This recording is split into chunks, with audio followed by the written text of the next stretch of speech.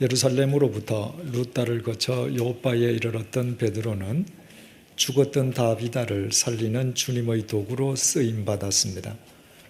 그리고 모든 사람들이 부정한 인간으로 간주하는 무두장이의 집에서 유숙함으로써 유대인들의 이율배반적인 이중성과 자기 모순으로부터 무두장이를 해방시켜 주었습니다.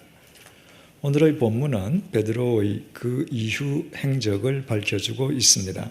1절을 보시겠습니다.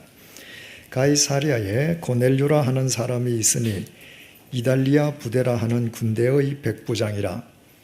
가이사랴는 주전 25년부터 약 10년에 걸쳐서 헤롯 대왕이 예루살렘 서북쪽 100km 지점에 위치한 해안에 신설했던 거대한 도시입니다. 헤롯 대왕은 그 도시에 자신을 유대의 왕으로 임명해 주었던 로마 황제의 칭호 카이사르를 붙여서 가이사랴라고 명명했습니다.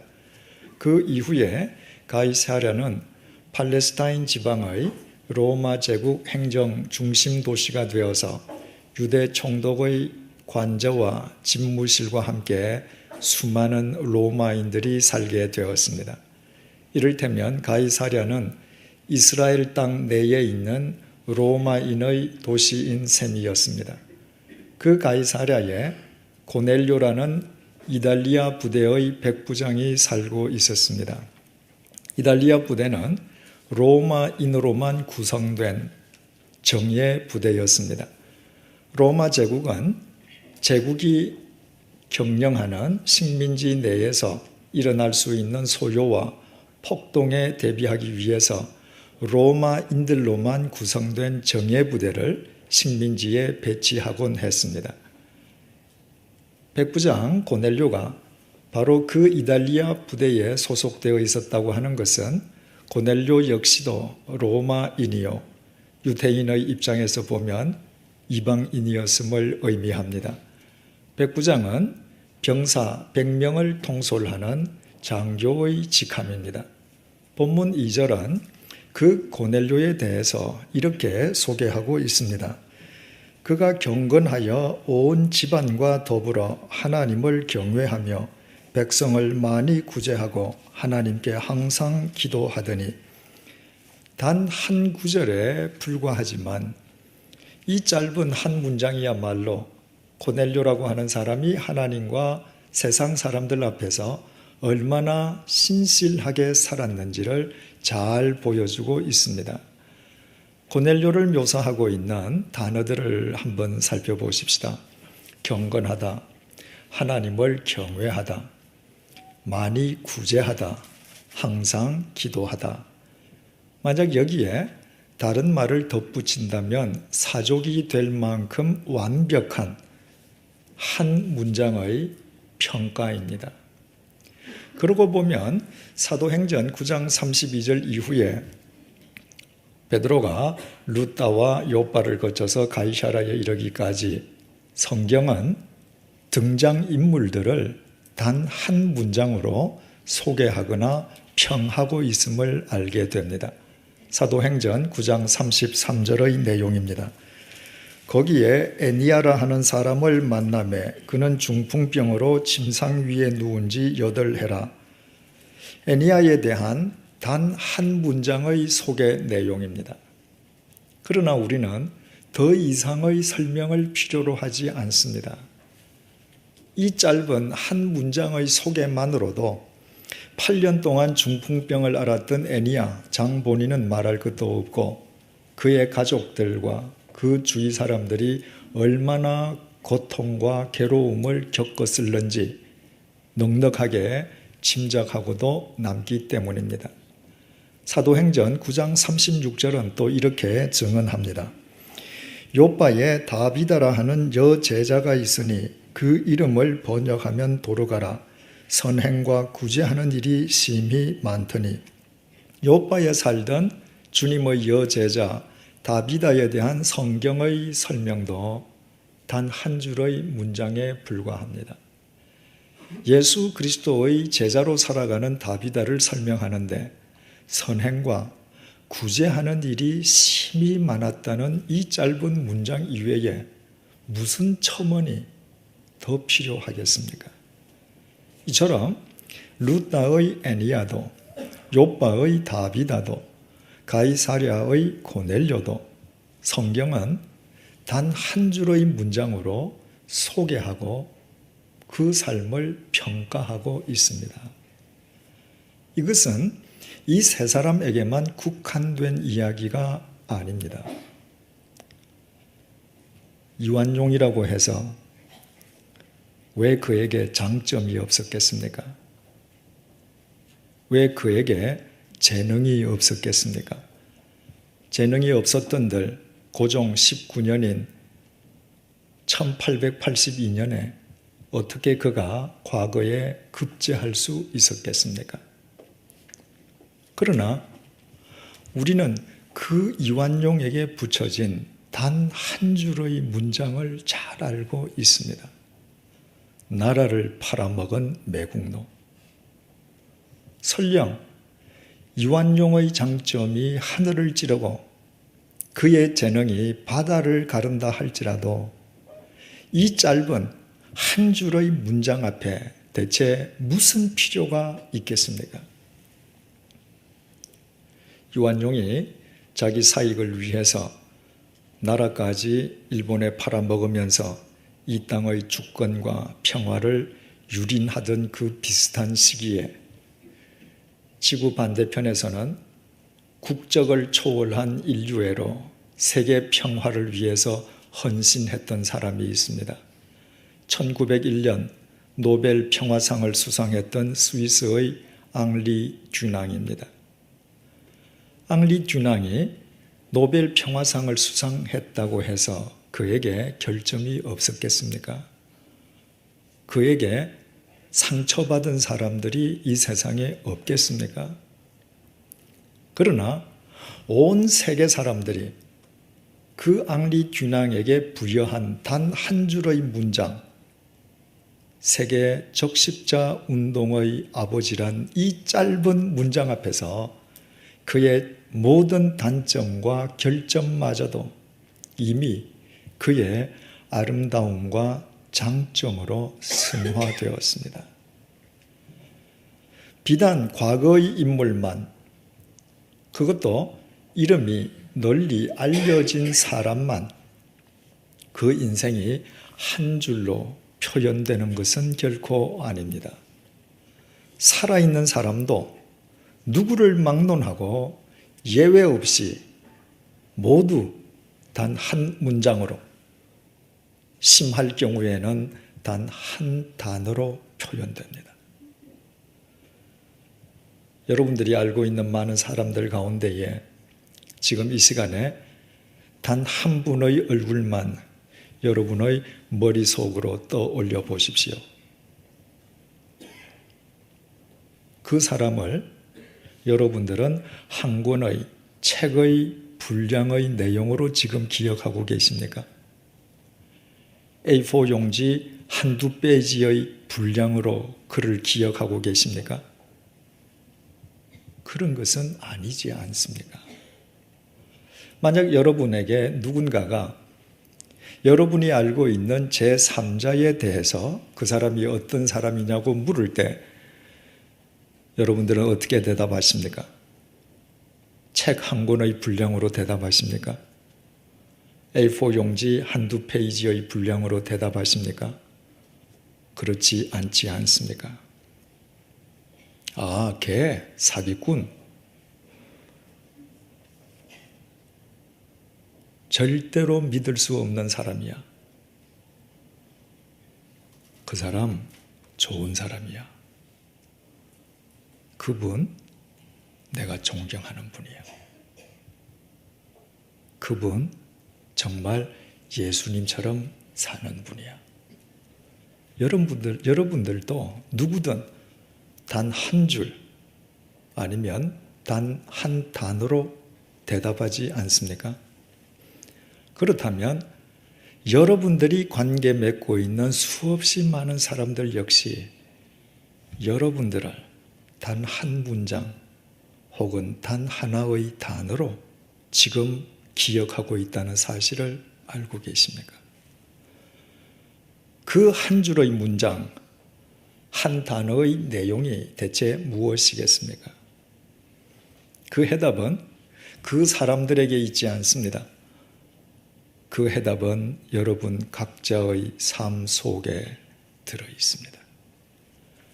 그동안 여러분들이 예수 그리스도의 말씀 안에서 진정으로 주님을 쫓아 살았다면 세상 사람들의 여러분에 대한 한 문장은 분명히 긍정적인 내용일 것입니다.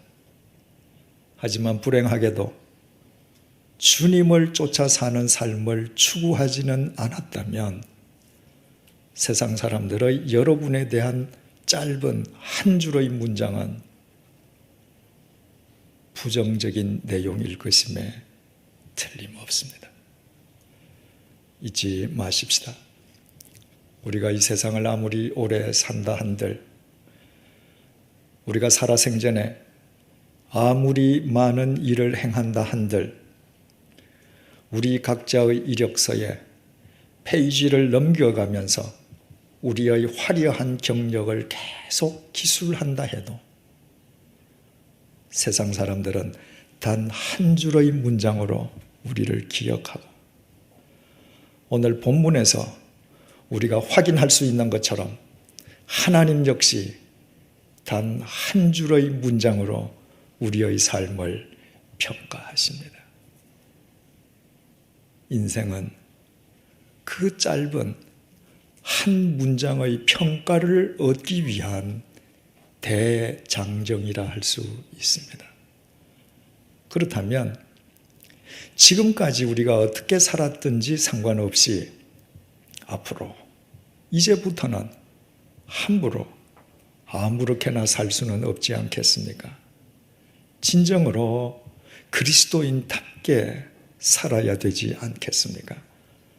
그래서 그 사람은 경건하고 온 가족과 더불어 하나님을 경외하고 많은 사람을 구제하고 항상 기도하는 사람이라는 한 문장으로 우리의 삶이 압축될 때 우리의 코끝에서 호흡이 멎는 순간 우리에게 후회함이 없지 않겠습니까?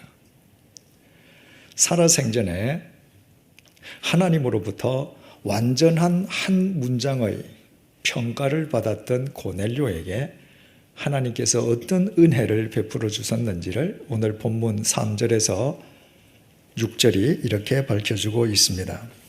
하루는 제9시쯤 되어 환상 중에 밝히 보매 하나님의 사자가 들어와 이르되 고넬료야 하니 고넬료가 주목하여 보고 두려워 이르되 주여 무슨 일이니이까? 천사가 이르되 내 기도와 구제가 하나님 앞에 상달되어 기억하신 바가 되었으니 내가 지금 사람들을 요바에 보내어 베드로라 하는 시몬을 청하라. 그는 무두장이 시몬의 집에 유숙하니 그 집은 해변에 있다 하더라. 어느 날 고넬료가 환상을 보았습니다. 환상 속에서 하나님께서 보내신 천사를 통해 하나님의 말씀을 들은 것입니다. 내용인즉 요바의 해변가 무두장이 집에 유숙하고 있는 베드로를 청하라는 하나님의 말씀이었습니다.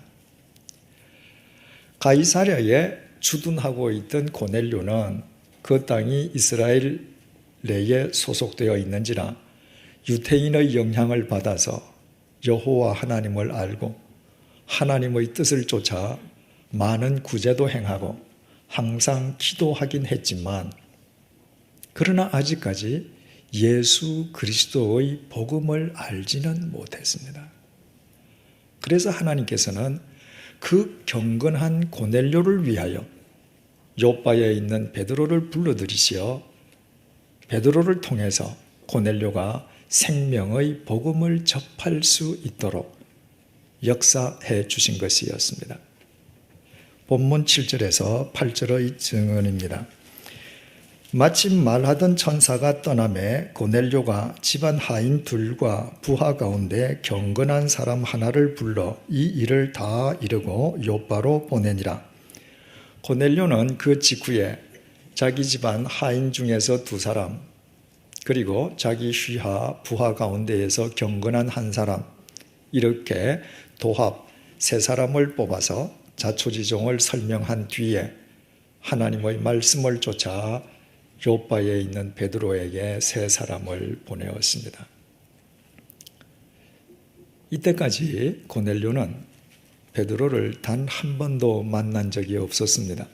아니, 고넬료는 베드로라는 사람의 이름도 들어본 적이 없습니다. 베드로가 가이사라의 남쪽 요빠 성에 와 있다는 것조차도 몰랐습니다. 더욱이 요빠의 하고 많은 사람들 집 가운데에 베드로가 해변가 무두장이의 집에 유숙하고 있다는 것은 더더욱 몰랐습니다.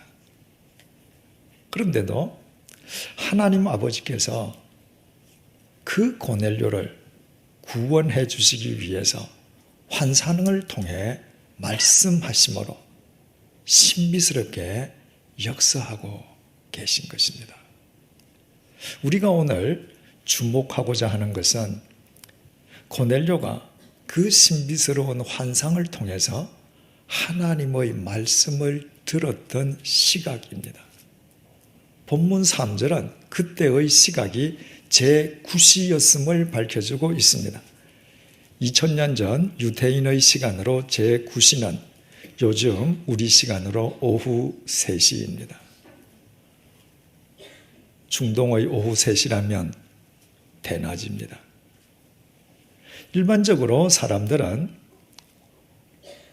신비한 환상이나 하나님의 음성을 사람이 듣기에 적합한 시간은 온 세상이 고요한 캄캄한 한밤중이거나 새벽 미명일 것이라고 생각합니다. 그러나 고넬료는 태양이 내리쬐는 백주 오후 3시, 온 세상이 가장 분주하고 세상이 가장 소음으로 가득 찼던 바로 그 시간에 환상을 통해서 하나님의 말씀을 들었습니다. 이때 고넬료는 무직자가 아니었습니다. 자기 시간을 자기 마음대로 사용할 수 있는 자유업 종사자도 아니었습니다. 이때 고넬료는 세계에서 가장 규율과 기강이 엄격한 로마 제국의 군대, 그것도 로마인들로만 구성되어 있는 최정예 부대의 백부장이었습니다. 백부장은 병사 100명을 통솔하는 하급 장교에 불과합니다. 따라서 그 고넬료에게 오후 3시는 근무 시간이었을 것입니다. 이를테면 자기 마음대로 근무지를 이탈할 수 있는 시간이 아니었다는 말입니다. 따라서 고넬료가 환상을 통해서 하나님의 음성을 듣던 바로 오후 3시 그 시간에 고넬료가 자신의 근무지인 부대 속에 있었을 것이면 두말할 나위가 없습니다. 사람들은 특정한 장소, 특정한 상황 속에서만 하나님의 음성을 들을 수 있다고 생각합니다. 그러나 고넬료는 매일 자신이 근무하고 일하는 자신의 근무지, 일터에서 하나님의 음성을 들었습니다. 본문 9절에서 11절을 보시겠습니다. 이튿날 그들이 길을 가다가 그 성에 가까이 갔을 그때에 베드로가 기도하려고 지붕에 올라가니 그 시각은 제6시더라. 그가 시장하여 먹고자 하매 사람들이 준비할 때에 황홀한 중에 하늘이 열리며 한 그릇이 내려오는 것을 보니 큰 보자기 같고 네 귀를 메어 땅에 들이웠더라. 환상을 통해 하나님의 음성을 들었던 고넬료가 3사람을 욥바의 베드로에게 보내지 않았습니까? 하루가 지나서 그들이 욥바성에 가까이 갔을 때입니다. 마침 그때 무두장의 집에 있던 베드로가 기도하기 위해서 무두장의 집의 옥상으로 올라갔습니다. 그리고 그 옥상에서 기도하다가 베드로 역시도 환상을 통해서 하나님의 음성을 듣게 됩니다. 그 환상의 구체적인 내용에 대해서는 해당 본문을 살필 때 우리 깊이 생각해 보도록 하겠습니다. 그때까지만 해도 베드로는 예수 그리스도의 구원이 유태인에게만 국한된 것으로 그릇 생각하고 있었습니다. 그래서 하나님께서는 베드로의 그 잘못된 생각을 깨트려 주시고 베드로로 하여금 가이사랴에 있는 이방인 고넬료를 찾아가서 생명의 복음을 전할 수 있게끔 환상을 통해서 베드로에게 친히 말씀하셨던 것입니다. 바로 그때의 시간은 제6시였습니다. 우리 시간으로 낮 12시였습니다. 중동의 태양은 뜨겁고 밝습니다. 낮 12시라면 중동의 태양이 가장 눈부신 한낮입니다. 그 대명천지 그 시간에 베드로는 실내도 아닌 옥상에서 경건한 사람의 집도 아닌 모든 사람이 부정한 인간이라고 상종조차 하지 않는 무두장의 집 옥상에서 하나님의 음성을 들었습니다. 그런가 하면 창세기 18장 1절은 이렇게 증언하고 있습니다. 여호와께서 마므레의 상수리 나무들이 있는 곳에서 아브라함에게 나타나시니라. 날이 뜨거울 때에 그가 장막 문에 앉아 있다가, 창세기 18장은 아브라함이 마므레에 있는 자기 장막 문 앞에 앉아 있다가 자신을 찾아오신 하나님을 만나 뵙는 내용으로 이루어져 있습니다. 창세기 18장 1절은 아브라함이 자기 장막 문 앞에서 하나님을 만나 뵈었던 시간이 날이 뜨거울 때라고 기록하고 있습니다. 한마디로 말해서 중동의 태양이 자결하는 한낮이었다는 의미입니다. 그때 아브라함은 기도하고 있지도 않았습니다. 아브라함이 환상 속에서 하나님을 만난 것도 아닙니다. 태양이 자결하는 한낮에 아브라함은 자기 장막 문 앞에 앉아 있다가 인간의 모습으로 자신을 찾아오신 하나님으로 분명히 알아배웠습니다.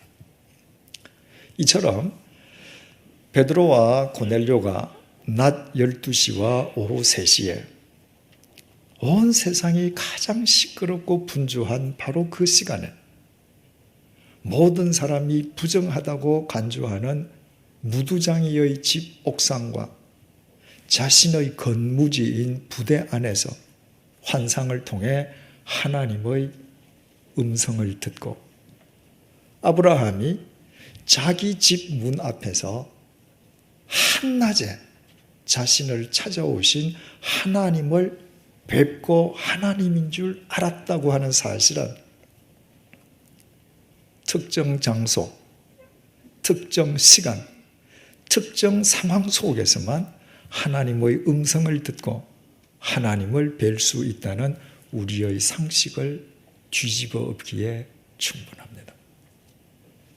그러나 오늘의 본문 앞에서 우리가 곰곰이 생각해 보면 특정 장소, 특정 시간, 특정 상황 속에서만 하나님의 음성을 듣고 하나님을 뵐 수 있다는 것이 얼마나 터무니없는 착각인지 알게 됩니다.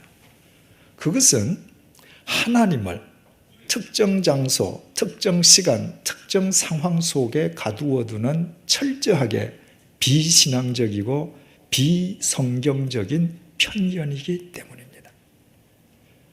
우리가 믿는 삼위일체 하나님은 시간과 공간을 초월하시는 무소부재하신 하나님이십니다.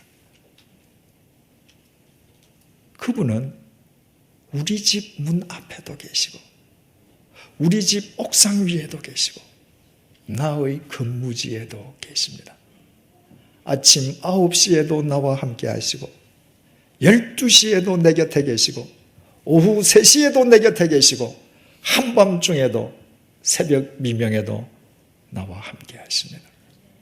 내가 눈을 뜨고 있을 때뿐만 아니라 내가 그 문을 까마득하게 있고 눈을 감고 잠을 잘 때에도 그분은 나와 함께하고 계십니다. 그러므로 누구든지 하나님을 듣고 보려는 사람은 하나님을 듣고 볼 수 있습니다. 만약 그것이 불가능하다면 그것은 하나님의 문제가 아니라 그 당사자의 문제일 뿐입니다. 한 교우님이 제게 보낸 편지 내용 가운데 그분이 외국에서 유학할 당시에 경험했던 감동적인 이야기가 들어 있었습니다. 어느 날 건강하게 장수하는 한 할아버지의 인터뷰 내용을 시청하게 되었습니다. 아나운서가 그 할아버지에게 건강과 장수의 비결을 물었습니다. 그때 할아버지가 이렇게 대답을 했습니다. 나는 매일 아침마다 햇빛을 듣습니다. 얼마나 의미심장한 대답입니까? 모든 사람들은 햇빛을 눈으로만 보는 시각의 대상으로만 인식합니다. 그러나 그 할아버지는 태양을 시각의 대상뿐만 아니라 귀로 듣는 청각의 대상으로까지 인식하고 있습니다. 들으려 하지 않는 사람이 문제이지 들으려고 귀를 기울이는 사람에게 어떻게 햇빛이 말하는 소리가 들리지 않겠습니까? 날씨가 맑은 날은 맑은 날대로, 구전날은 구전날대로, 여름이면 여름인 대로, 겨울이면 겨울인 대로 햇빛이 행하는 소리가 들으려는 사람에게 왜 들리지 않겠습니까? 매일 아침 햇빛을 보는 것뿐만 아니라 햇빛의 소리를 듣는다는 것은 날이면 날마다 동터오게 하시는 햇빛을 통해 우주 만물을 주관하시는 하나님의 음성에 귀를 기울이며 산다는 의미가 아니겠습니까? 그처럼 눈에 보이는 것을 통해서 눈에 보이지 않는 하나님의 음성에 귀 기울이고 사는 사람의 인생이 그리스도 안에서 영육 안에 즐겁고 평안할 수밖에 없지 않겠습니까? 아브라함은 하나님의 명령에 순종하기 위해서 자신의 본토, 친척, 아비집까지 버렸던 사람 아닙니까? 베드로는 주님을 쫓기 위해서 자신의 생업을 포기했던 사람 아닙니까? 고넬료는 온 가족과 더불어 하나님을 경외하고 많은 사람을 구제하고 항상 기도하던 경건한 사람 아니었습니까? 그 세 사람의 공통점은 오직 하나님 중심으로 산다는 것이었습니다. 날이면 날마다 하나님 중심으로 살아가는 그들이기에 낮 12시에도 오후 3시에도 자신의 근무지에서도 자기 장막 문 앞에서도 하나님의 음성을 듣고 하나님을 뵐 수 있었다는 것은 너무나 당연한 일 아니겠습니까? 사랑하는 교우 여러분, 우리가 믿는 삼위일체 하나님은 결코 특정 장소, 특정 시간, 특정 상황 속에 갇혀 계신 우상이 아니십니다. 그분은 시간과 공간을 초월해서 우리가 어디로 가든 우리와 함께하고 계시는 무소부재하신 하나님이십니다. 그러므로 우리가 듣고 보고자 할 때 우리는 언제 어디서나 하나님의 음성을 들을 수 있고 하나님의 섭리를 우리의 두 눈으로 똑똑히 볼 수 있습니다. 매일 아침 동터오는 햇빛 속에서 저녁 하늘을 물들이는 석양 속에서 겨울 내내 꽁꽁 얼었다가 딱딱한 그 땅을 헤집고 올라오는 새싹들 속에서 언제나 정의가 승리하는 인간의 역사 속에서 우리 각자 개인의 삶 속에서 나의 의지와는 무관하게 이루어져 가고 있는 일들을 통해 이 땅에서 일어나고 있는 크고 작은 모든 사건들 속에서 신문 기사 속에서 사람들과의 만남 속에서 하나님의 음성에 귀를 기울이고 그분을 만나보는 그리스도인들이 되십시다. 우리가 하나님에 대하여 그처럼 철저하게 열려있는 귀와 눈을 가지게 될 때 그때 우리는 비로소 하나님께서 우리에게 문자로 주신 성경 말씀의 참 의미를 깨달으며 우리의 삶으로 이 말씀을 실천하게 될 것이요. 그 결과 세상 사람들은 우리에게 단 한 줄의 문장으로 우리의 삶을 이렇게 평가할 것입니다. 저 사람은 진짜 예수쟁이다. 기도하시겠습니다. 루다의 애니아도, 요바의 다비다도, 가이사랴의 고넬료도, 한국의 이완용도, 스위스의 앙리 균앙도 단 한 줄의 문장으로 기억되고 또 평가받고 있습니다. 70년을 살든 80년을 살든 아니 100년을 살든 나를 스쳐 지나가는 모든 시간들은 오직 단 한 줄의 문장으로 압축된다는 사실을 잊지 않도록 도와주옵소서. 내가 세상 끝날까지 너희와 항상 함께 있으리라고 약속하신 주님, 주님을 특정 장소, 특정 시간, 특정 상황에만 가두어 두었던 어리석음을 더 이상 범치 않도록 도와주옵소서. 아침 9시에도, 낮 12시에도, 오후 3시에도, 한밤중에도, 새벽 미명에도, 이 세상의 크고 작은 사건 속에서도, 바람 소리 속에서도 언제 어디서나 하나님의 음성을 듣는 귀와 하나님을 뵙는 눈을 허락하여 주옵소서. 그 눈과 귀로 하나님께서 우리에게 문자로 주신 성경 말씀의 참 의미를 바르게 깨닫고 삶으로 실천하게 도와주옵소서. 그리하여 우리의 코끝에서 호흡이 멎는 순간 하나님과 세상 사람에 의해 저 사람은 진짜 예수쟁이였다는 영광된 한 문장으로 우리의 일생이 요약되게 하여 주옵소서. 예수님의 이름으로 기도드립니다. 아멘.